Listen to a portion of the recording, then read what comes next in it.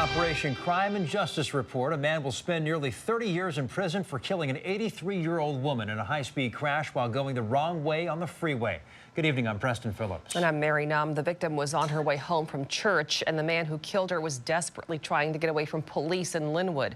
KOMO's Jeremy Harris was in court as the victim's family spoke about the devastating loss of their mother. Jeremy? Yeah, Mary and Preston, Robert Rowland said that he snapped and he texted his friends that he was going to skin his girlfriend alive. Police were trying to rescue that woman and arrest Rowland when they got into a car chase with him in Everett. Rowland drove the wrong way up an off-ramp onto the highway, and what happened next changed many lives forever. My mother was a truly remarkable human being. Trudy Slanger's family stood before a judge in Snohomish County and described her life and the devastating impact of her death. When our mother left for church that day, she was happy, healthy, and looking forward to the week ahead. On her way home, just 2 minutes from her house, her tiny body, barely 120 pounds, was destroyed upon impact. This was the aftermath of a crash in April 2024. Trudy had been on her way home from church with no way of knowing she was headed toward a police chase where 39-year-old Robert Rowland was trying to avoid being arrested. He drove up the wrong way of SR 525. That's when police say they backed off, but his truck hit Slanger's car head-on, killing her. Your Honor, the trauma of losing her like this, so suddenly, so violently, so senselessly, is something our family will carry the rest of our lives. Her absence has changed every part of who we are. After a year and a half, Rowland pleaded guilty to murder.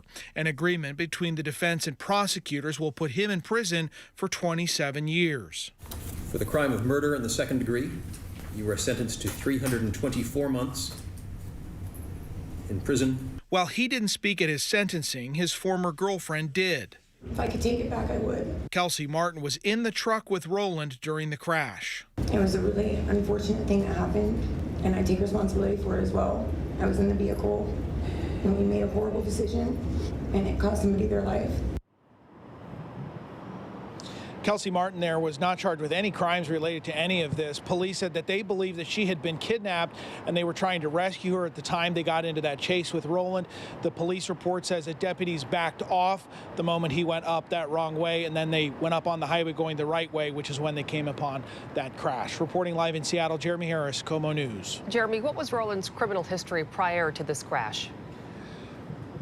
Well, he was a prolific offender with multiple felony convictions. And in fact, in one of the court records I was reading in this case, prosecutors had asked for a very high bail in one of his previous assault cases because they said he had multiple times where he failed to appear at hearings and warrants had to be issued.